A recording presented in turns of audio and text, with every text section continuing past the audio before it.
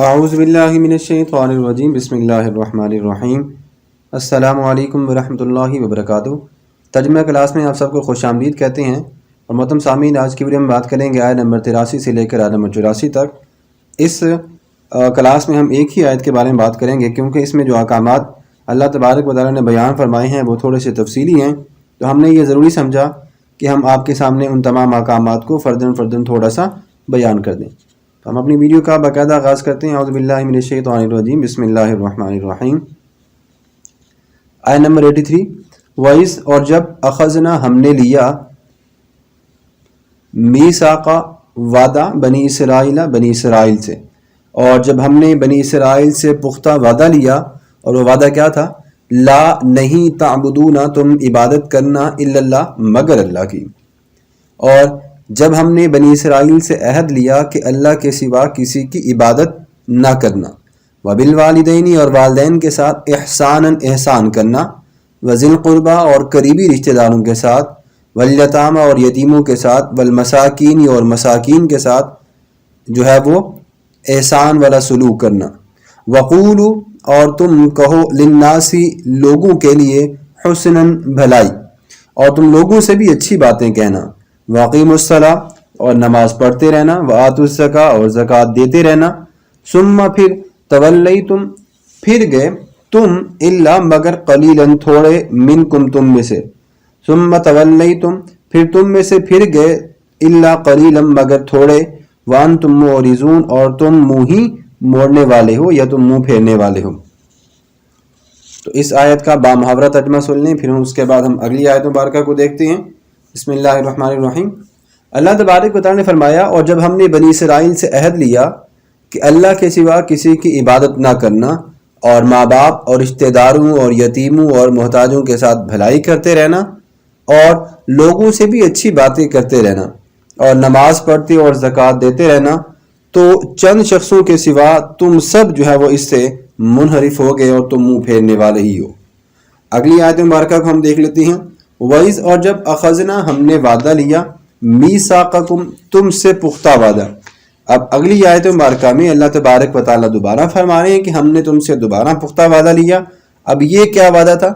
لا تسفکون، کہ تم نہ مارنا، ٹھیک ہے، کہ نہ تم نے مارنا، دماءکم، دماء جو ہے وہ دم کی جمع خون کو کہتے ہیں، تو لا تسفکون دماءکم، اس کا ہم بامحاورہ ترجمہ یوں کر لیتے ہیں کہ ایک دوسرے کا خون نہ بہانا، مطلب کہ آپس میں کچھ تو خون نہ کرنا، کہ ایک دوسرے کو قتل نہ کرنا، ٹھیک ہے، لا تسفکون دماءکم، آپس میں ایک دوسرے کو مت مارنا، ولا تخرجون انفسکم، ولا تخرجون انفسکم، اور نہ تم اپنے جو تمہارے لوگ ہیں ان کو نکالنا، من دیارکم، اپنے گھروں سے، اور اپنوں کو ان کے وطن سے نہ نکالنا، ولا تخرجون، اور تم نہ نکالنا، انفسکم، اپنے آپ کو یا اپنے کسی کو، من دیارکم، اپنے گھروں سے، ٹھیک ہے۔ اس کے بعد ثم اقررتم، پھر تم نے اقرار کر لیا، وانتم تشہدون، اور تم گواہ بھی ہو، اور تم گواہی بھی دیتے ہو، تم نے اقرار کر لیا اور تم گواہی بھی دیتے ہو۔ اس آیت کا بامحاورہ ترجمہ ذرا دوبارہ سن لیجیے۔ بسم اللہ الرحمن الرحیم۔ اللہ نے فرمایا، اور جب ہم نے تم سے وعدہ لیا کہ آپس میں کچھ تو خون نہ کرنا، اور اپنوں کو ان کے وطن سے نہ نکالنا، تو تم نے اقرار کر لیا اور تم اس بات کے گواہ بھی ہو، ٹھیک ہو گیا۔ اسے اگلی آیت مبارکہ ہم دیکھتے ہیں۔ ثم انتم، پھر، ثم، پھر، انتم، تمہیں ہی، ہؤلاء، وہ لوگ ہو، تقتلون انفسکم، کہ تم اپنوں کو مارتے ہو، تقتلون، تم قتل کرتے ہو، انفسکم، اپنے آپ کو، اپنے لوگوں کو، وتخرجون، اور تم نکالتے ہو، فریقاً، ایک گروہ کو، منکم، تم میں سے۔ تو محترم سامعین، اس سے اگلی جو آیت مبارکہ ہے وہ انشاءاللہ ہم اگلی ویڈیو میں بات کریں گے۔ آج ہم یہیں پہ مکمل کرتے ہیں۔ تو یہ جو آیت ہم نے آخر میں شروع کی ہے، تو اس کا ہم پھر ترجمہ کر لیں گے۔ تو محترم سامعین، اللہ تبارک و تعالیٰ نے اس سے پہلی جو آیات مبارکہ بیان فرمائی ہے، اور اس میں جو اللہ تبارک و تعالیٰ نے مسلمانوں کو حکم دیا، خاص طور پہ بنی اسرائیل کو، اور وہ حکم کیا تھا اس کے بارے میں تھوڑی سی ہم جو ہے وہ دیکھ لیتے ہیں تشریح، تاکہ ہمیں سمجھ آ جائے۔ اب اس آیت مبارکہ میں اللہ تبارک و تعالیٰ نے سب سے پہلے جو کام کرنے کا حکم دیا، یہاں پہ دیکھیں کہ لا تعبدون الا اللہ، اللہ کے سوا کسی اور کی عبادت نہیں کرنی. ٹھیک ہے. اب اس سے یہ بھی معلوم ہوتا ہے کہ اس دنیا میں کائنات میں اللہ کی عبادت جائز ہے، باقی اللہ کے علاوہ کسی اور کی عبادت جائز نہیں ہے. اللہ نے فرمایا وَإِلَٰهُكُمْ إِلَٰهٌ وَاحِدٌ، اور تمہارا معبود جو ہے وہ معبود واحد ہے، ایک ہے. اور پھر اللہ نے قرآن مجید میں فرمایا کہ قُلْ هُوَ اللَّهُ أَحَدٌ، کہہ دیجئے کہ اللہ ایک ہے، اللہ الصمد، وہ بے نیاز ہے. ٹھیک ہے. تو جتنی بھی قرآن مجید کی آیات مبارکہ ہمیں ملتی ہیں تو ان تمام میں اللہ تبارک و تعالیٰ نے ہمیں یہی حکم دیا کہ صرف اور صرف اللہ کی عبادت کریں. جیسا کہ قرآن مجید پارہ نمبر 27 میں اللہ تبارک و تعالیٰ نے فرمایا وَمَا خَلَقْتُ الْجِنَّ وَالْإِنسَ إِلَّا لِيَعْبُدُونَ، کہ میں نے انسانوں اور جنوں کو کیوں پیدا کیا کہ وہ میری عبادت کریں. تو عبادت صرف اور صرف اللہ تبارک و تعالیٰ کی کرنی ہے. لا تعبدون الا، اس کے سوا کسی اور کی نہیں کرنی، کسی اور کو شریک بھی نہیں ٹھہرانا، کسی اور کے ساتھ اللہ کو شامل بھی نہیں کر لینا، نہ اللہ کی ذات میں، نہ اللہ کی صفات میں، اور نہ ہی کسی اور کام میں. اس کے بعد دوسرے نمبر پر یہاں پہ اس آیت مبارکہ میں جو بات کی جا رہی ہے وہ ہے وَبِالْوَالِدَيْنِ إِحْسَانًا، والدین کے ساتھ حسن سلوک. تو والدین کے ساتھ حسن سلوک کے بارے میں تو اللہ تبارک و تعالیٰ نے قرآن مجید میں اور نبی کریم صلی اللہ علیہ وسلم نے اپنی احادیث مبارکہ کے ذریعے بے شمار ایسی فضیلتیں بتائی ہیں. ایک حدیث مبارکہ میں یہ بھی آتا ہے کہ نبی کریم صلی اللہ علیہ وسلم نے فرمایا کہ والدین تمہارے لیے دنیا میں جنت بھی ہیں اور وہ جہنم بھی. تم ان کی خدمت کر کے دنیا میں اپنے لیے جنت کو واجب کر لو، اور اگر تم نے ان کی خدمت نہ کی، ان کی نافرمانی کی، تو پھر تم نے دنیا میں ہی اپنے لیے جہنم کو واجب کر لیے. حضرت عبداللہ بن مسعود رضی اللہ تعالیٰ عنہ بیان فرماتے ہیں کہ میں نے نبی کریم صلی اللہ علیہ وآلہ وسلم سے سوال کیا کہ اللہ کو سب سے زیادہ کون سا عمل پسند ہے؟ تو نبی کریم صلی اللہ علیہ وسلم نے فرمایا کہ نماز کو اس کے وقت پر پڑھنا. میں نے پھر پوچھا کہ اس کے بعد کون سا عمل؟ تو آپ صلی اللہ علیہ وسلم نے فرمایا کہ والدین کے ساتھ جو ہے وہ حسن سلوک سے پیش آنا.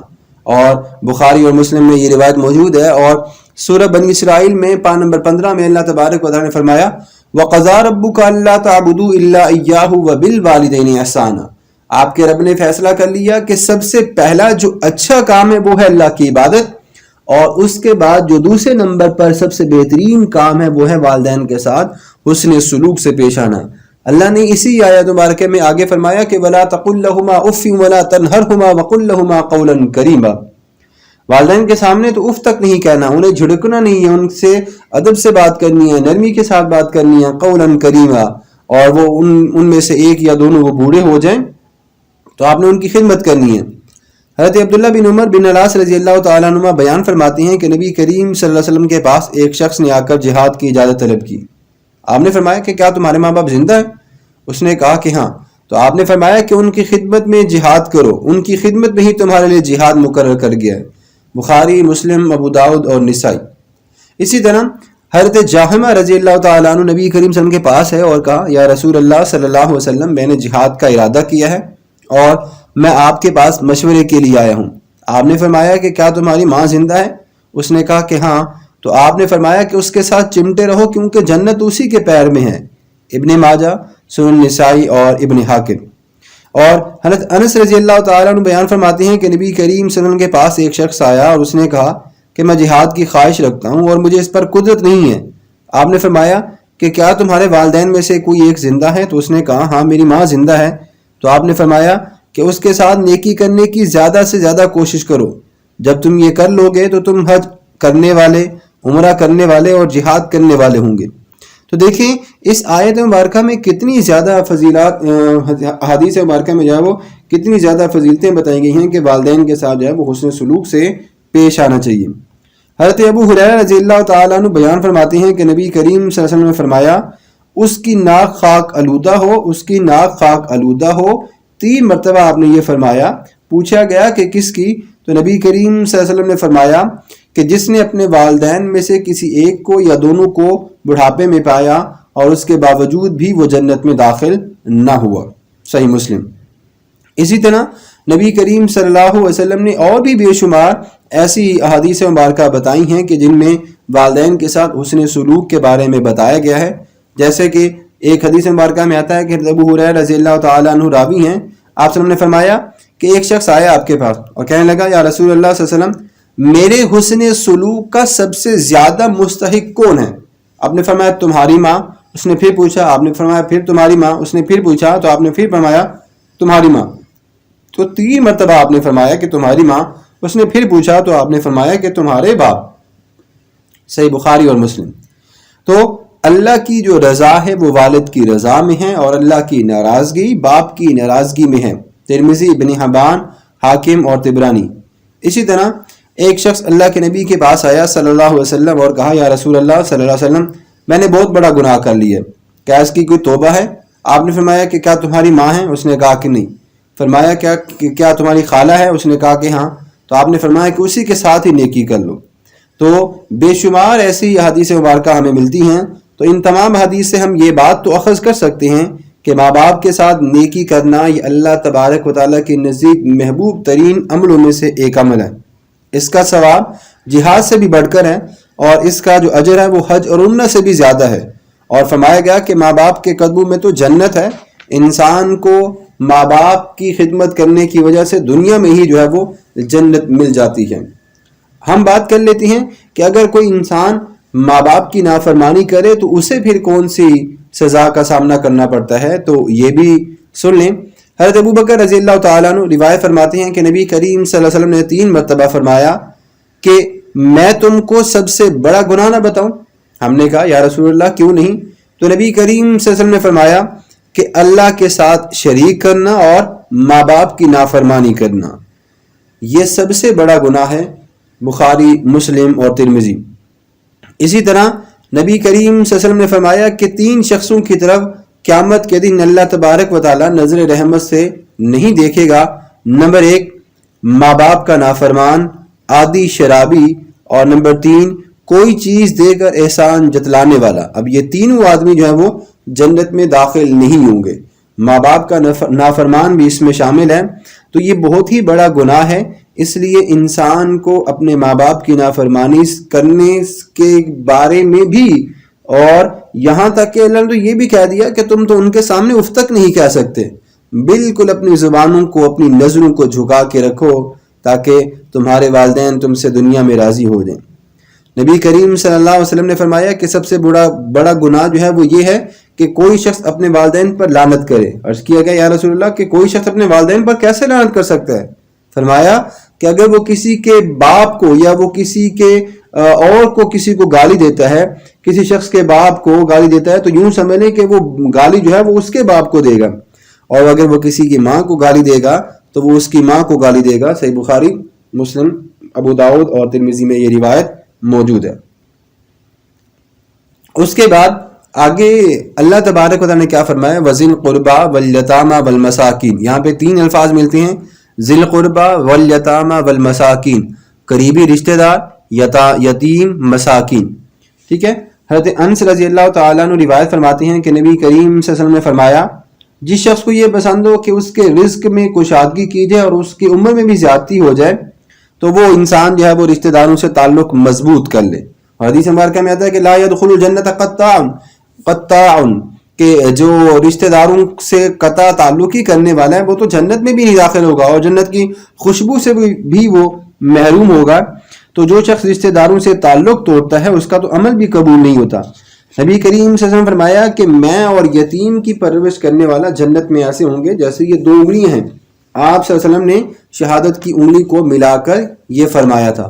تو قریبی رشتہ داروں کے ساتھ، یتیموں کے ساتھ اور مساکین کے ساتھ جو ہے وہ حسن سلوک یہ بھی بے حد ضروری ہے.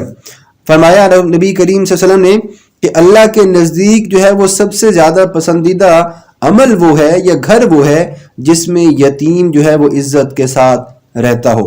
اور نبی کریم صلی اللہ علیہ وسلم نے فرمایا کہ بیوہ اور مسکین کی پرورش کے لیے جد و جہد کرنے والا اللہ کی راہ میں جہاد کرنے والے کی مثل ہے.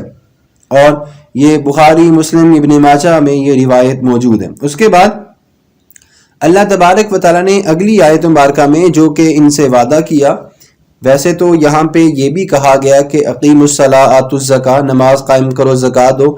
تو نماز اور زکوٰۃ کے بارے میں ہم نے پہلے بھی سے جو ہے وہ پچھلے کچھ لیکچرز میں ہم نے آپ کے سامنے نماز اور زکوٰۃ کے حوالے سے بات کی تھی. تو اب ہم آگے چلتے ہیں. اگلی آیت مبارکہ میں اللہ تبارک و تعالیٰ نے فرمایا کہ تم زمین میں خون ریزی نہ کرنا اور اپنے میثاق کو، وعدے کو بھی نہیں توڑنا. اللہ تبارک و تعالیٰ نے تورات میں بنی اسرائیل سے یہ پختہ وعدہ لیا تھا کہ وہ ایک دوسرے کو قتل نہیں کریں گے، نہ ہی وہ ایک دوسرے کو ولا تخرجون انفسکم من دیارکم اپنے گھروں سے نکالیں گے. اب ہوا یہ کہ انہوں نے وعدہ تو کر لیا تھا، لیکن پھر مدینہ میں ہم دیکھتے ہیں کہ اوس بھی ہیں، خزرج بھی ہیں، مشرک کے قبیلے بھی آباد ہیں جو کسی کو مانتے نہیں ہیں، کسی شریعت کو نہیں مانتے، اور وہ کسی چیز کے حلال اور حرام ہونے کے قائل بھی نہیں تھے. اب یہ دونوں قبیلے جو ہیں وہ ایک دوسرے سے ہمیشہ لڑنے کے لیے تیار رہا کرتے تھے. اب مدینہ میں رہنے والے یہودی بھی پھر کیا ہوا، وہ بھی دو حصوں میں بٹ گئے، جیسا کہ بنو قینقاع اس میں ہے، خزرج کے لوگ. اب بنو قینقاع جو ہے وہ خزرج کے حلیف تھے، اور بنو نذیر جو ہے وہ بنو قریظہ اور اوس کے حلیف بن گئے. جب اوس اور خزرج کے درمیان جو ہے وہ جنگ ہوتی تو بنو قینقاع جو ہے وہ خزرج کا ساتھ دیتے، اور بنو نذیر اور بنو قریظہ اوس کا ساتھ دیتے. اور اس جنگ میں پھر یہ ہوتا یہ کہ یہودی ایک دوسرے کو قتل کر دیتے اور گھروں سے نکال دیتے. اور جب جنگ ختم ہو جاتی تو ہوتا کہ یہ دونوں جو ہے وہ بنو نذیر اور بنو قریظہ کے لوگ جو کہ خزرج کی قید میں ہوتے، وہ بنو قینقاع کو فدیہ دے دیتے اور وہ اپنے آپ کو چھڑا لیتے. اور جو بنو قینقاع کے لوگ ہوتے تھے وہ اوس کی قید میں ہوتے تو وہ بنو نذیر کو اور بنو قریظہ کو جو ہے وہ فدیہ دے کر جو اپنے آپ کو چھڑا لیتے تھے. اب اللہ نے کہا کہ تم فریق مخالف کے قیدیوں کو فدیہ دے کر کیوں چھڑواتے ہو؟ تو کہتے ہیں کہ ہمیں تورات میں یہ حکم دیا گیا کہ قیدیوں کو فدیہ دے کر چھڑائیں. تو پھر اللہ نے ان سے کہا کہ تورات میں تو یہ بھی لکھا ہے کہ تم ایک دوسرے کو قتل نہ کرو، تو پھر تم قتل کیوں کرتے ہو؟ اور یہ بھی لکھا ہے کہ گھروں سے نہ نکالو، تو تم اس کی مخالفت کیوں کرتے ہو؟ تو کہتے ہیں کہ ہم اپنے حلیف سے کیے ہوئے عہد کی پاسداری کرتے ہیں، یعنی مشرکوں سے جو ہم نے وعدہ کیا وہ تو پورا کرتے ہیں، لیکن جو خدا سے وعدہ کیا اس کو ہم پورا نہیں کرتے. جامع البیان صفحہ نمبر 1 جلد نمبر 1 اور صفحہ نمبر 314. محترم سامعین، آج کی ویڈیو کا ہم یہیں پہ اختتام کرتے ہیں، اور آخر میں ہم اللہ تبارک و تعالیٰ کی بارگاہ میں دعا گو ہیں کہ اس کلام مجید اور ان آیات مبارکہ کا ثواب ہم حضور نبی کریم صلی اللہ علیہ وسلم کے وسیلہ جلیلہ سے، آپ صلی اللہ علیہ وسلم کے خاندان، ازواج مطہرات، صحابہ صحابیات، تبع تابعین، ازواج مطہرات، امہات المومنین، اور خصوص بالخصوص واقعہ کربلا کے شہداء کے وسیلہ جلیلے سے اپنی مرحوم والدہ کی دعائے مغفرت اور دعائے ایصال ثواب کے لیے اس کلام مجید کے ثواب کو پیش کرتے ہیں. اور اللہ تبارک و تعالیٰ کی بارگاہ میں دعا گو ہے کہ اس کلام مجید کے ثواب کو ہماری والدہ کی قبول کے لیے قبول فرمائے، ان کے ایصال ثواب کے لیے قبول فرمائے، اور میری والدہ کے درجات کو بلند فرمائے، انہیں جنت الفردوس میں اعلیٰ مقام عطا فرمائے، ان کی قبر کے تمام منازل کو بھی آسان فرمائے. اور محترم سامعین، آخر میں ایک بات یہ بھی بتاتا چلوں کہ یہ جو ہم نے ترجمہ کلاس شروع کیا ہوا ہے تو وہ اس کی وجہ بھی یہی تھی کہ میری والدہ کی بڑی شدت سے یہ چاہت تھی کہ جو ہے وہ اس کا بیٹا قرآن مجید کی تلاوت کیا کرے اور قرآن مجید کے جو ہے وہ تراجم کو پڑھنے کی کوشش کیا کریں. تو میں نے اسی لیے یہ سارا سلسلہ جو ہے وہ شروع کیا ہے، اور میں بس یہ کوشش کرتا رہتا ہوں کہ ہم جو ہے وہ ہماری دنیا کی جو زندگی کا مقصد ہے وہ تو اگرچہ ہم اللہ کو بھلا کے بیٹھے ہیں، لیکن ہم تھوڑی سی بھی قرآن مجید کے ساتھ اپنے آپ کو، اپنے دل لگی کو لگا لیں تو یقین کریں کہ آپ کے لیے دنیا تو کیا آخرت بھی بہتر ہوتی چلی جائے گی. اور پھر انسان جو ہے وہ یہی تو وہ عمل ہے کہ جس کے بدلے میں انسان کو ہمیشہ کے لیے جو ہے وہ خوشی بھی، برکت بھی، ثواب بھی ملتا رہتا ہے، اور اسی لیے ہم نے یہ کام جو ہے وہ شروع کیا ہے. بس باقی اللہ تبارک و تعالیٰ کی بارگاہ میں دعا گو ہیں کہ اللہ ہمارے اس عمل کو قبول فرمائے. اور ایک بات یہ بھی بتاتا چلوں کہ یوٹیوب پہ میں نے جو ہے یہ لیکچر کیوں دے رہا ہوں تو اس کے پیچھے ہرگز یہ مطلب نہیں ہے، یہ مقصد نہیں ہے کہ اس سے جو ہے وہ کوئی پیسے آ رہے ہیں یا کوئی اور ایسا سلسلہ چل رہا ہے، ایسا بالکل بھی نہیں ہے. اگر آپ دیکھیں بھی صحیح تو بھی ایسا نہیں ہے. بس میں اس کو ایک محفوظ جگہ پہ محفوظ سیو کرنا چاہتا ہوں تاکہ اگر کوئی بھی میرا سامعین یا ویور اس کو دیکھتا ہے تو اس کا ثواب جو ہے وہ جب ان لوگوں کو ہو تو شاید ہمیں بھی ہو جائے. کیونکہ حدیث مبارکہ میں آتا ہے کہ جیسے آپ کی وجہ سے اگر کوئی ایک آدمی بھی راہ ہدایت پر آ جائے تو آپ کے لیے تو جنت میں گھر جو ہے وہ بن جاتا ہے. تو بس اسی لیے دعا کرتے رہتے ہیں اور کوشش کرتے رہتے ہیں. اور یہ بھی محترم سامعین، یہ بھی ایک بات ہے نا کہ ہم اپنے آپ کو باقی تمام چیزوں سے نکال کر قرآن کے ساتھ کیسے لگا رہے ہیں. ہم اگر زیادہ ٹائم قرآن مجید کے تراجم میں یا قرآن مجید کی تفسیر کرنے میں، قرآن کو پڑھنے میں لگاتے ہیں تو کیا اس کا ثواب نہیں ہے؟ بالکل ہے، اس کا ثواب بھی ہے، اجر و ثواب بے شمار ہوتا ہے. بس یہ کام بھی اسی وجہ سے شروع کیا ہوا ہے. اور انشاءاللہ ہم جلد ہی جو ہے وہ اپنے چینل پہ میں اپنی ہی آواز میں جو ہے وہ قرآن مجید کی آڈیو اور ویڈیو جو ہے وہ تلاوت بھی بہت جلد شیئر کروں گا آپ سب کے سامنے. اور وہ میں کوشش کروں گا کہ تھوڑی تھوڑی جو ہے وہ آپ کے سامنے باقاعدہ تلفظ کے ساتھ قرات کے ساتھ جو ہے وہ بھیجی جائے. تاکہ اس کا ثواب بھی ہم اپنی مرحوم والدہ کے لیے جو ہے وہ اثار ثواب کر سکیں اور اللہ تبارک و تعالیٰ سے اپنی والدہ کے درجات کو بلند کرنے کی دعا کر سکیں۔ تو آج کی ویڈیو کا ہم یہ پہ اختتام کرتے ہیں اور اللہ تبارک و تعالیٰ کی بارگاہ میں دعا گو ہیں کہ اللہ تبارک و تعالیٰ ہم سب کو اس نیک کام میں آگے بڑھ چڑھ کر حصہ لینے کی توفیق عطا فرمائے اور ترجمہ قرآن مجید کو جو ہے وہ مکمل کرنے کی بھی سعادت نصیب فرمائے، کیونکہ زندگی کا کوئی بھی عطا پتہ نہیں اور اختیار بھی نہیں ہے کسی کے پاس۔ بس دعا کرتے رہتے ہیں کہ اللہ ہم سے کوئی ایسا عمل یا ایسا کام کروا لے کہ جس سے ہماری آخرت بھی بہتر ہو جائے اور وہ اللہ ہم سے راضی ہو جائے۔ آمین۔ وما علینا الا البلاغ المبین۔